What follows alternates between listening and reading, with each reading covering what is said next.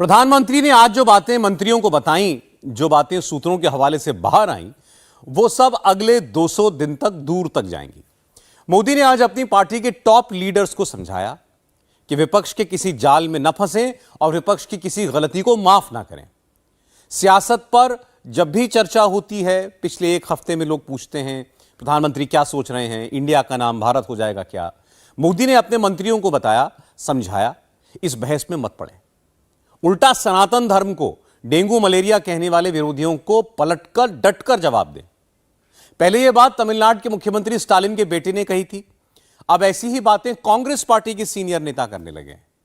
सुबह से कांग्रेस के नेता एक टेप बजा रहे थे, मोदी भटक गए हैं। शाम होते होते कांग्रेस का नया टेप आ गया और कांग्रेस खुद ही उसमें फंस गई। सनातन पर सवाल करोगे तो अब करारा जवाब मिलेगा। सनातन का अपमान करोगे तो अब मुश्किल में पड़ोगे। सनातन विरोधी सेंटिमेंट तो अब होगा permanent treatment. Is not a religion according to me. Is not a religion. So it's as good as a disease.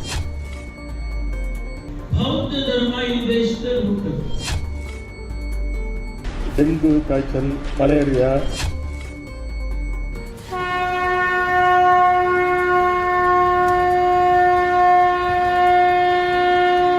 Mahakal Mahaprabhu, Mahakal Maharudra, Mahakal नमोस्तुते।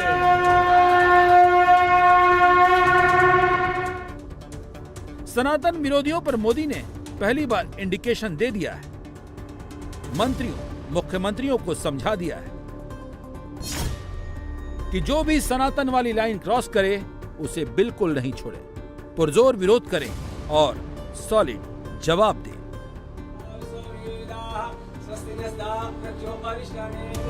प्रधानमंत्री ने ये बातें कैबिनेट मंत्रियों के सामने कही और खास तौर पर उन लोगों को जवाब देने को कहा जो लोग सनातन को डेंगू, मलेरिया, कोरोना जैसी बीमारी बता रहे हैं। கொசு डेंगू काய்ச்சல் मलेरिया कोरोना इதையெல்லாம் வந்து நம்ம எதிர்க்க கூடாது।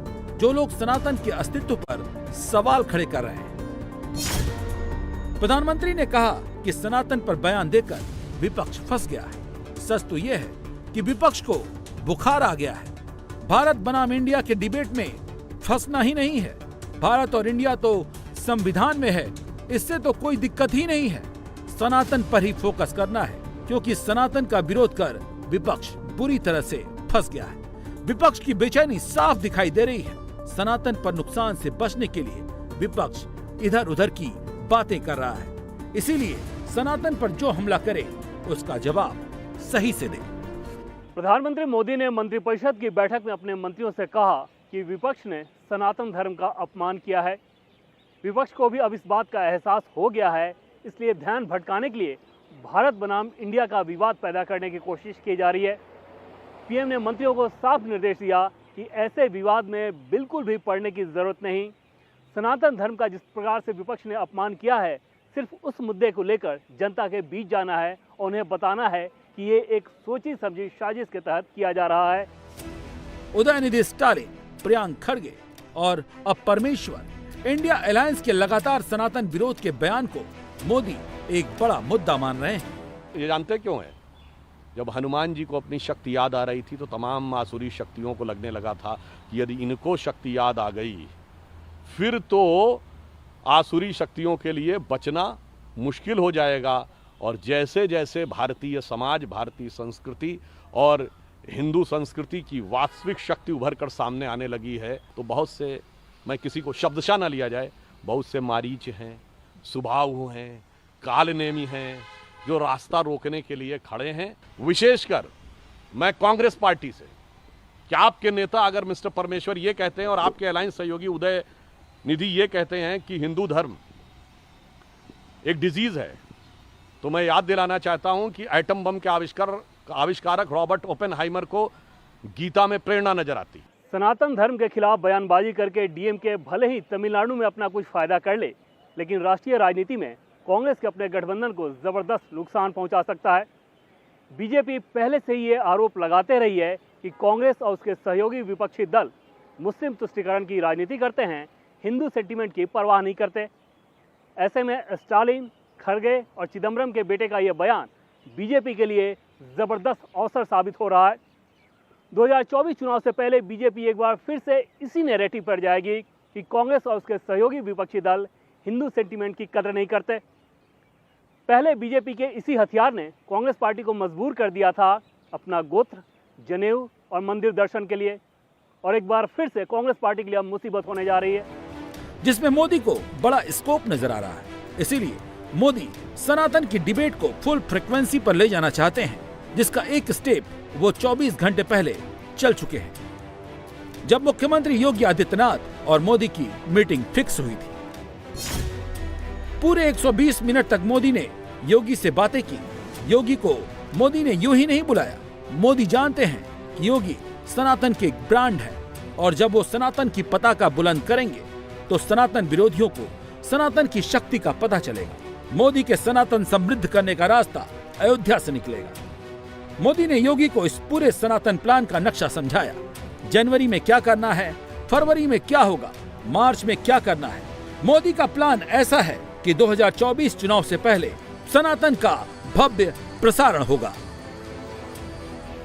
इसीलिए जब योगी से पीएम मोदी की मुलाकात हुई तो प्रधानमंत्री ने योगी से अयोध्या में कितनी जमीन सरकार के पास उपलब्ध है इसकी जानकारी ली। पब्लिक इंफ्रास्ट्रक्चर को अयोध्या में ज्यादा से ज्यादा बढ़ाने को कहा। पार्किंग और लोगों के रुकने को लेकर तमाम सुविधाओं को ज्यादा विकसित करने पर ध्यान देने को कहा गया, और सनातन को सबसे बड़े लेवल तक पहुंचाने के लिए टेम्पल म्यूजियम बनाने को लेकर चर्चा की गई। इधर मोदी से मीटिंग हुई, उधर टीम योगी काम पर लग गई। जो कुछ होना है राम मंदिर के उद्घाटन से पहले होना है। संदेशा पहुंच गया है और इस पर काम भी शुरू हो गया है।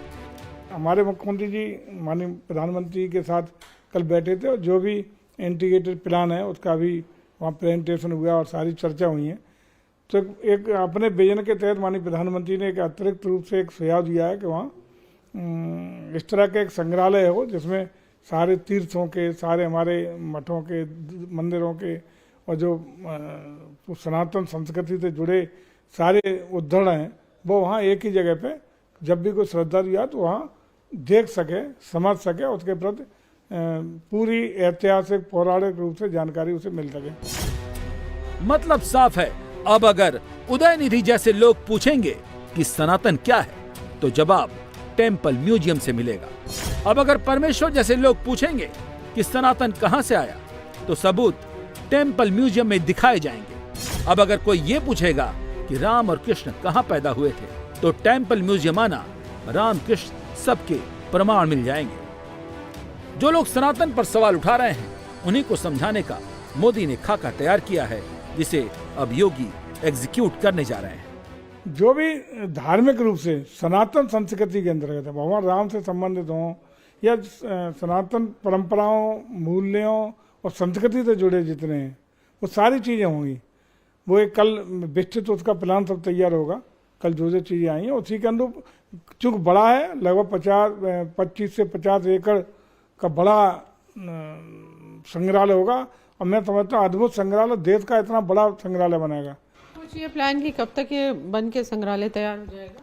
देखिए अभी तो जो कल विजन आया है इस पर सारी चर्चा होंगी, लेकिन यह है कि यथाशीघ्र शीघ्र युद्ध स्तर पर मिशन मूड में सरकार उस पर काम करेगी। मोदी ने संकेत दे दिया है, जो सनातन पर अपमानजनक टिप्पणी करेगा उसको सॉलिड सियासी ट्रीटमेंट दिया जाएगा। बात सियासत की नहीं है, बात तो 80% सनातनियों की है। उनकी आस्था पर आघात किया गया है, उनकी भावना के साथ खिलवाड़ हुआ है, और इसीलिए अब प्रतिकार भी शुरू हो गया है। यूपी के रामपुर में एडवोकेट हर्ष गुप्ता और राम सिंह लोधी ने सनातन धर्म के अपमान पर दोनों नेताओं पर आईपीसी की धारा 153A, 295A और मुकदमा 322/2023 के तहत मुकदमा दर्ज किया है, जिसमें आरोप लगाया गया है कि सनातन धर्म पर की गई अभद्र टिप्पणी के कारण उनकी धार्मिक भावनाएं आहत हुई हैं, और इन लोगों ने अपने बयान से धार्मिक उन्माद फैलाने की कोशिश की है। अगर कोई भगवान सूर्यदेव को समाप्त कर सकता है, वही सनातन को समाप्त करने की बात कर सकता है। जो नहीं समाप्त कर सकता है तो सनातन को समाप्त करने की बात करके मतलब वह गलत कर रहे हैं। कोई बात और कुछ कहना है और कहे कुछ और रहे हो, जब पूरे एक संस्कृति पर हमला करोगे, पूरे हिंदुस्तान के प्राण तत्व पर हमला करोगे, तो उसे स्वीकार नहीं किया जा सकता है। और जो मुकदमे हुए हैं वो किसी की भावना को अगर ठेस पहुंची है, अगर लिखाना कोई मुकदमा चाहता तो लिखाएगा, उसकी जो जांच करके कार्रवाई होगी, अपना विधिक रूप से वो पुलिस का काम है, वो कोर्ट का काम है। लेकिन इस प्रकार के बयान को इस देश में कोई स्थान नहीं। पुलिस कानून अपना काम करेगा, लेकिन इसको लेकर सियासत चरम पर है। न तो उदयनिधि अपनी बात से हट रहे हैं और न ही प्रियंक खड़गे। अब जी परमेश्वर सनातन के अस्तित्व पर सवाल उठाकर विवाद को और आगे लेकर चले गए हैं। उधर प्रधानमंत्री ने इसी को विपक्ष को घेरने का सबसे मारक अस्त्र बनाना तय कर लिया है और एक एक का जवाब देने की रणनीति पर काम कर रहे हैं। याद कीजिए, जब विशेष सत्र को बुलाने की खबर आई थी तो शिवसेना उद्धव की तरफ से ये बात कही गई थी, मोदी सरकार हिंदू विरोधी है, गणेश चतुर्थी के वक्त संसद का विशेष सत्र क्यों? उसका जवाब अब आया है और वजह भी बताई गई है।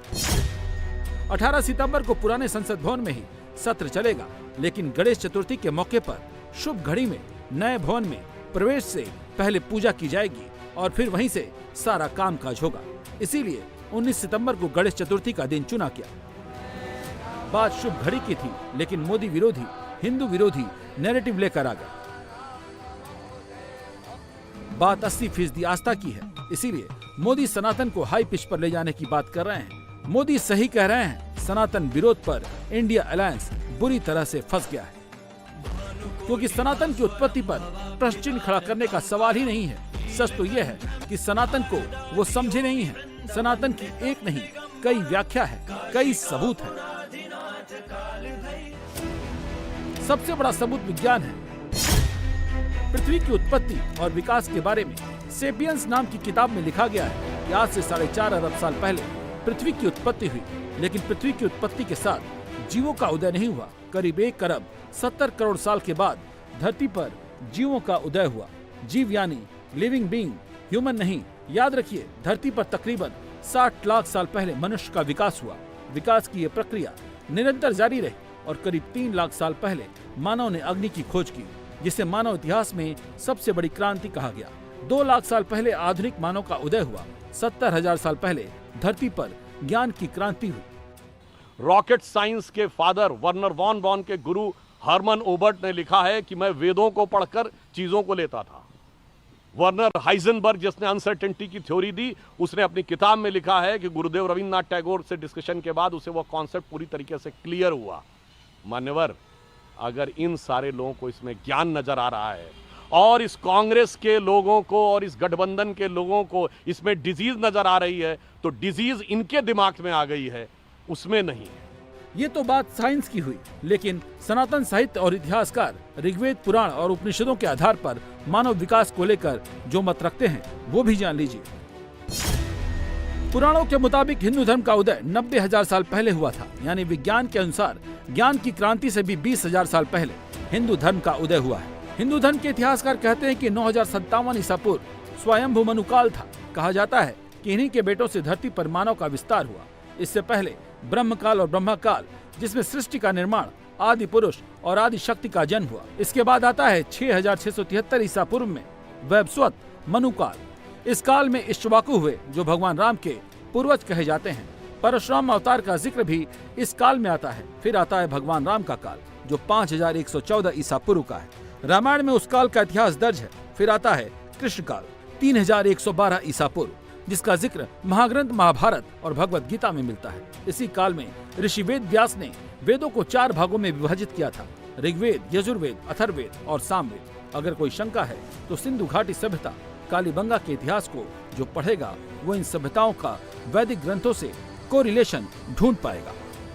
कर्नाटक के मुख्यमंत्री और कांग्रेस के वरिष्ठ नेता शायद वो इसलिए बोले हों कि उदयनिधि के इतने आपत्तिजनक हेट स्पीच के बाद केसी वेणुगोपाल ने क्या कहा, यह अभिव्यक्ति की स्वतंत्रता है, तो अभिव्यक्ति की स्वतंत्रता पूरी विद्रूपता के साथ उभर कर सामने आ रही है। तो मैं उनसे कहना चाहता हूं, मान्यवर, आपको उत्पत्ति इसलिए नहीं समझ में आई होगी क्योंकि जिसकी उत्पत्ति होती है उसका अंत होता है। जो चिरंतन है, सनातन है, इटर्नल है, वो उत्पत्ति और अंत से परे होता है। और ये मैं उनको बता देना चाहता हूँ कि परमेश्वर उनकी बुद्धि को समझने लायक क्षमता दें। शून्य भी हमने खोजा था और अनंत भी हमने खोजा था। दुनिया की बाकी सभ्यताओं में जो संख्याएं हुई हैं वो एक फाइनाइट है, हमने इनफाइनाइट खोजा था और इनफाइनाइट परपीचुअल होता है।